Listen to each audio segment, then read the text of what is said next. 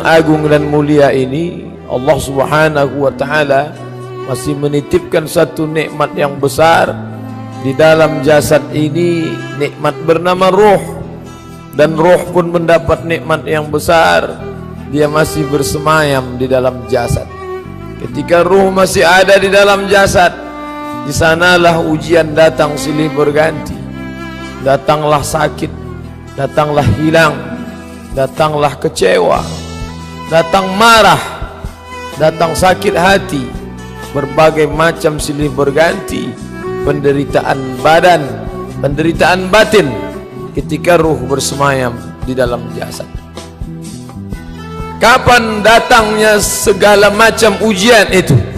Ketika ruh berjumpa dengan jasad. Dulu ketika ruh masih sendiri, belum bertemu dengan kulit, tulang, bulu, daging, maka dia tidak ada ujian sama sekali. Dia hanya bertasbih mengagungkan Allah Subhanahu wa ta'ala. Dia tidak ada hawa nafsu dan keinginan sebagai sumber segala penderitaan. Saat itu dia hanya bertasbih mengagungkan Allah sebagaimana para malaikat. Wa nahnu nusabbihu bihamdika wa nuqaddisu lak. Kami bertasbih, kami bertakbir, kami mengagungkan Allah Subhanahu wa ta'ala. Saat Allah ta'ala bertanya kepada seluruh malaikat dan ruh, ketika ditanya oleh Allah Subhanahu wa ta'ala, wa idh akhadha rabbuka min bani Adam, ketika Allah mengambil persaksian dari anak cucu keturunan Adam, wa asyhadahum ala anfusihim, Allah mengambil persaksian di antara mereka. Lalu kemudian Allah bertanya dengan satu kata, satu kalimat, alastu bi rabbikum, bukankah aku ini Tuhan kamu, bukankah aku Rabb kamu? Saat itu semua ruh menjawab, bala syahidna, kami bersaksi. Bala syahidna, kami bersaksi, engkaulah Rabb kami. Saat itu ruh belum lagi kena goda hawa nafsu, belum lagi ada keinginan-keinginan, murni syahadatnya di hadapan Allah. Bala, ya syahidna, kami bersaksi, engkaulah Rabb kami. Tapi manakala ruh berjumpa dengan jasad, antaqulu yaumal qiyamah, nanti sampai masanya pada hari kiamat, kalian semua akan berkata, inna kunna an hadza ghafilin, kami lupa, kami lalai, kami tidak ingat ya Allah. Apa yang membuat manusia ini lupa? Ketika ruh berjumpa dengan jasad, datanglah hawa nafsu, keinginan-keinginan, ingin menjadi orang termasyhur di dunia, ingin menjadi orang yang paling kaya, ingin menjadi orang yang paling berkuasa, ingin menjadi segala macam, datang bisikan-bisikan. Allazi waswisu, terus berbisik, fi sudurin nas, di dalam diri manusia, minal jinnati, dari kalangan jin, wan nas, dan sesama manusia. Datang ruh masuk ke dalam jasad, lahir ke atas muka bumi Allah.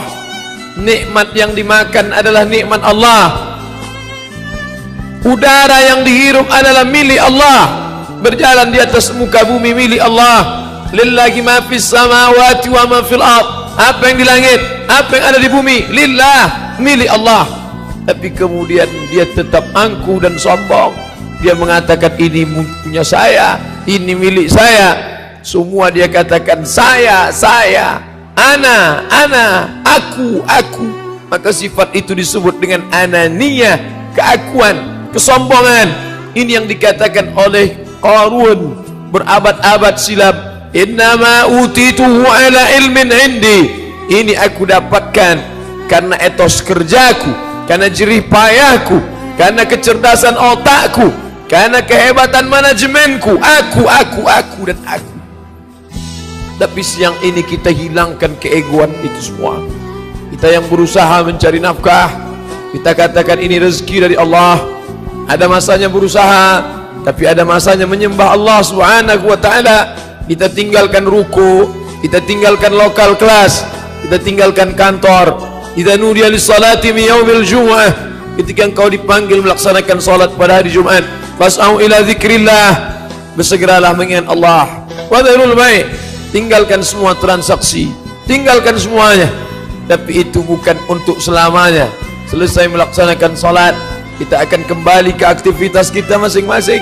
Tadi ketika masuk ke masjid ini kita mengatakan, Allahumma ftahli abwaaba rahmatik, ya Allah bukakan pintu rahmatmu untukku.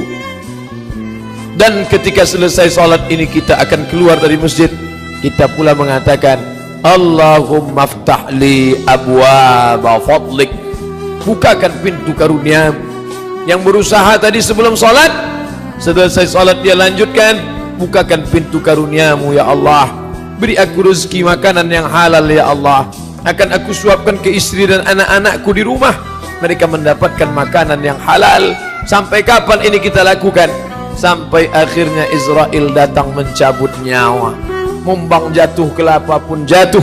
Yang muda mati, yang tua pun akan meninggalkan dunia yang dengan berbagai macam godaan dan ujian silih berganti. Kadang badan sehat, rezeki tidak lancar. Kadang rezeki lancar, badan sakit-sakitan. Rezeki lancar, badan sehat, tapi pasangan hidup berselingkuh. Anak istri suami bagus semua, tetangga datang mengganggu. Semua datang silih berganti. Hampir tidak ada amannya dunia ini. Dulu orang hanya memikirkan ujian dirinya saja, yang dia pikirkan istrinya, anaknya, keluarganya. Tapi hari ini dunia semakin kecil. Orang memikirkan juga apa yang terjadi di belahan dunia di Afrika sana. Semua dipikirkan dalam kepala yang kecil. Kepala ini terlalu kecil untuk dimasukkan dunia yang terlalu besar. Oleh sebab itu banyak orang stres, depresi. Tidak ada cara lain mengatasi masalah ini kecuali berserah kepada Allah Subhanahu wa ta'ala. Masalah ini besar, masalah ini hebat, tapi ada yang maha hebat dan maha besar. Tempat aku menyerahkan segalanya. Dengan lantang dia katakan, dia serahkan semuanya kepada Allah. Dia hadapkan dari sejak mulai matanya, dadanya, keningnya, sampai ujung-ujung kuku kakinya. Allahu Akbar. Lalu dengan penuh hati dia katakan, inna salati, salatku, wa nusuki, ibadahku, wa mahyaya, hidupku, wa mamati, matiku, lillah. Semua aku serahkan kepada Allah Subhanahu wa ta'ala. Di awal salat dia berserah, sebelum salam di akhir salat dia kembali berserah. At-tahiyatul, segala penghormatan, puja-puji, mubarakatul, segala keberkahan, salawatul, segala doa-doa, thayyibat, segala yang baik-baik, lillah, semua aku serahkan kepada Engkau ya Allah. Allahumma ighfir li ma qaddamtu wa ma akhartu wa ma asrartu wa ma a'lantu wa ma asraftu wa ma anta a'lamu bihi minni, antal muqaddim wa antal muakhiru, la ilaha illa anta subhanak, maha suci Engkau ya Allah. Inni kuntu minaz zalimin, aku termasuk orang-orang yang zalim. Sebelum ditutup salat, sebelum salam, sempat pula dia meminta 4 permohonan.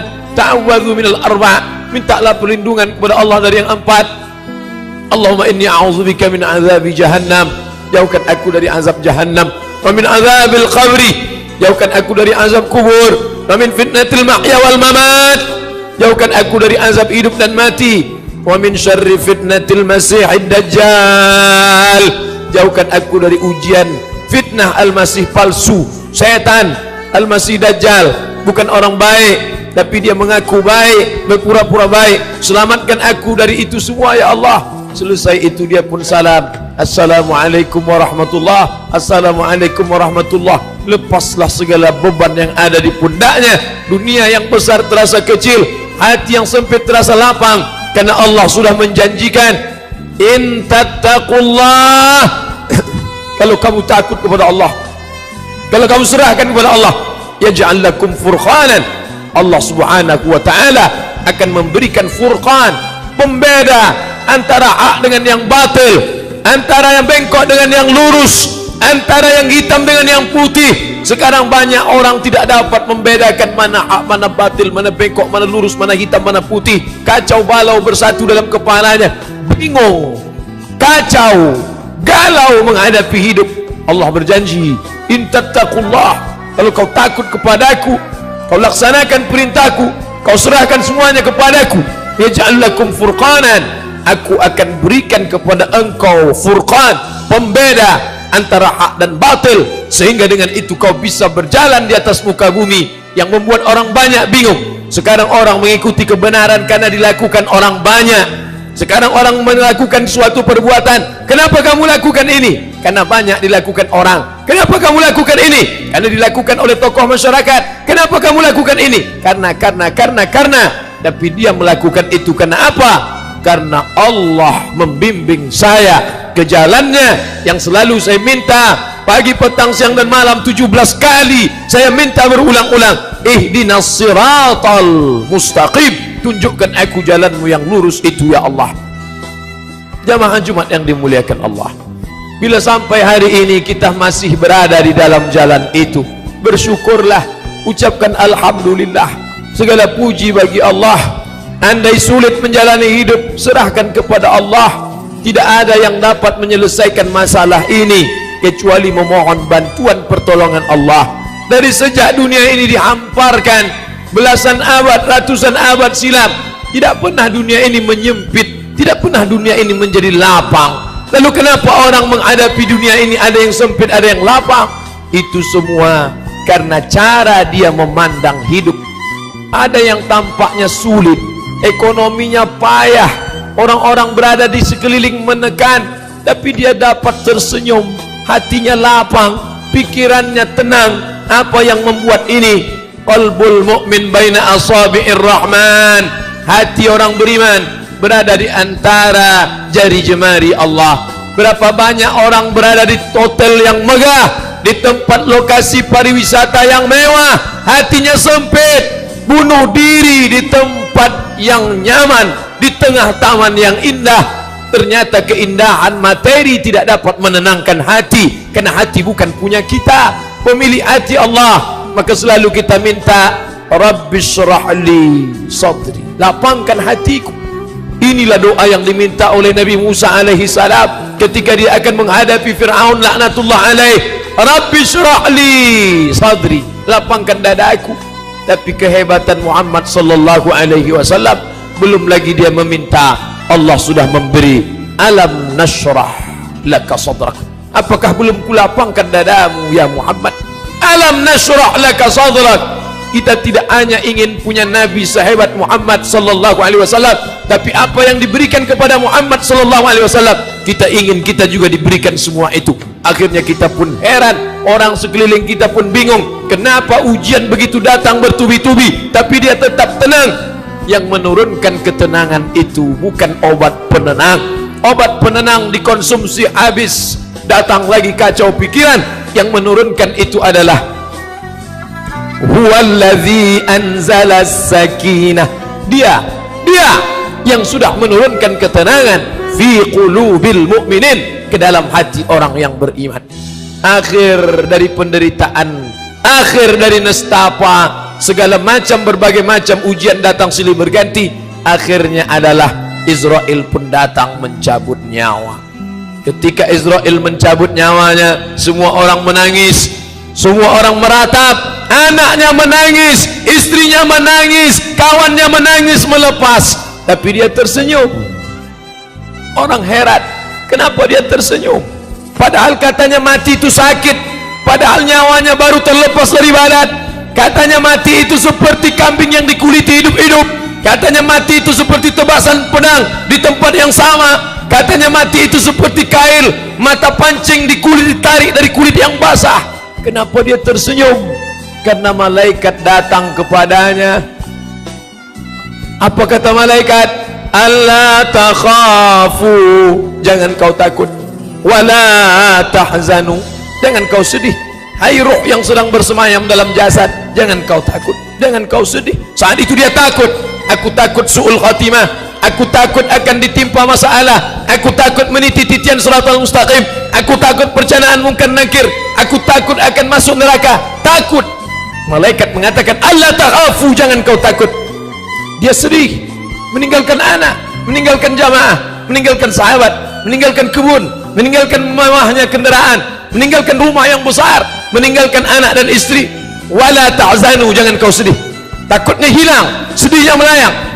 Saat takutnya hilang, sedihnya terbang, hatinya hampa kosong, saat itu malaikat berbisik, wa abshiru bil jannati allati kuntum tu'adun. Berbahagialah engkau mendapatkan surga yang dijanjikan oleh Rabbmu. Semoga kita mendapatkan itu di akhir penderitaan yang panjang ini.